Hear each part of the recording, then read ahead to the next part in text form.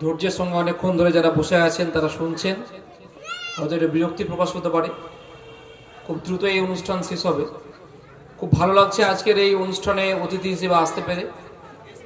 বিভিন্ন অনুষ্ঠানে আমরা উপস্থিত হওয়ার সৌভাগ্য মাঝে মধ্যেই পাই, কিন্তু একটা সংবাদ মাধ্যমের স্টুডিও উদ্বোধন বা একটা নতুন চ্যানেল উদ্বোধন হচ্ছে, সেখানটায় আমন্ত্রণ পাইনি বললেই চলে। একটা নতুন অনুষ্ঠানে আসতে পেরে খুব ভালো লাগছে। সামাদ্দার সঙ্গে দীর্ঘদিনের একটা ব্যক্তিগত সম্পর্ক। আমরা জানি যে এই চ্যানেলটা একটা নিউজ পোর্টাল হিসেবে অন্য নামে ছিল, অ্যাডভান্স জঙ্গিপুর নিউজ নামে। একটা নতুন নামকরণভাবে নতুন গ্রুপে এই চ্যানেলের আত্মপ্রকাশ হচ্ছে আজকে স্টুডিওর সঙ্গে। বিশিষ্ট অতিথিবর্গরা এসছেন, তারা বলেছেন, খুব ভালো লাগে। আমরা দেখেছি যে সামাদ ভাইকে নির্ভীকতার সঙ্গে সাংবাদিকতা করতে বিভিন্ন অনুষ্ঠানে বিভিন্ন প্রোগ্রামে। এই নতুন চ্যানেল যেটা জঙ্গিপুরের বুকে আত্মপ্রকাশ করলো, গোটা পশ্চিমবঙ্গ জুড়ে দেশ জুড়ে বিভিন্ন নিউজ সংগ্রহে অগ্রণী ভূমিকা পালন করবে, এটা আমরা আশা রাখছি। আমরা দেখতাম ছোটবেলা থেকে যখন আমরা নিউজ চ্যানেল খুলতাম, গুটি কয়েক তখন নিউজ চ্যানেল ছিল। আস্তে আস্তে আমরা যখন কলেজ জীবনে পদার্পণ করলাম, তখন দেখলাম যে কিছু ন্যাশনাল মিডিয়া আরও কিছু চ্যানেল বাড়লো, কিন্তু আমাদের গ্রামগঞ্জের এলাকার খবর খুব ছাপা হতো না বা দেখানো হতো না বললেই চলে। কিন্তু এখন আমরা দেখেছি লাস্ট 2-4-5 বছরে প্রচুর নিউজ পোর্টাল চালু হয়েছে যারা এলাকার খবর দেখায়।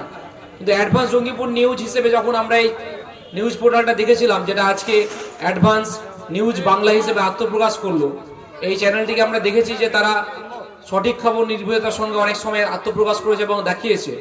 আমরা চাইবো যে এই নতুন চ্যানেল হিসেবে, নতুন রূপ হিসেবে যেটা আজকে আত্মপ্রকাশ করলো, তারা সেই ভূমিকাটা আরো ভালোভাবে পালন করবে। আতাবলদাও বলছিল যে নির্ভীকতার সঙ্গে সাংবাদিকতা করবে, এটা আমরা আশা রাখছি।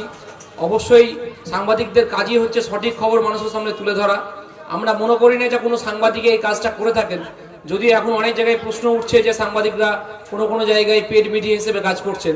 তো আজকে যে সংবাদ মাধ্যমের আত্মপ্রকাশ হলো, এটা অবশ্যই মানুষের আওয়াজ হিসেবে আগামী দিনে কাজ করবে।